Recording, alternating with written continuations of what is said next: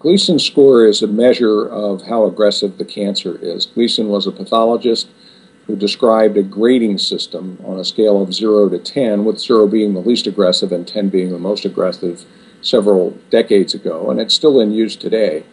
Until the development of Oncotype DX prostate, it was really the only way to tell how aggressive a cancer was, and it was a pretty good predictor of how cancers behave, but not perfect.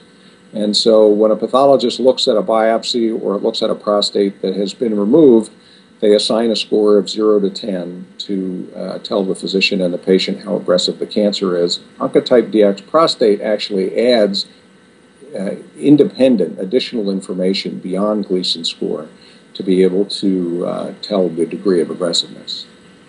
Some prostate cancers are high risk, aggressive, and more likely to spread.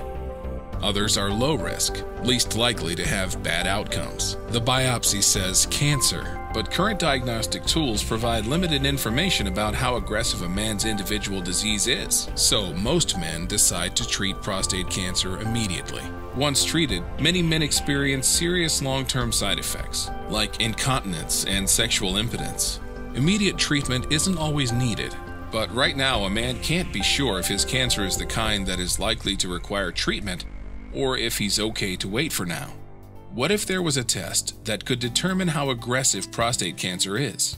Genomic Health is developing a new test to do just that. By reviewing the underlying biology of the tumor and using genes from multiple biologic pathways, the test can predict the aggressiveness of prostate cancer when diagnosed, allowing a man to make a more informed treatment decision with confidence, taking care of himself with more information and greater peace of mind.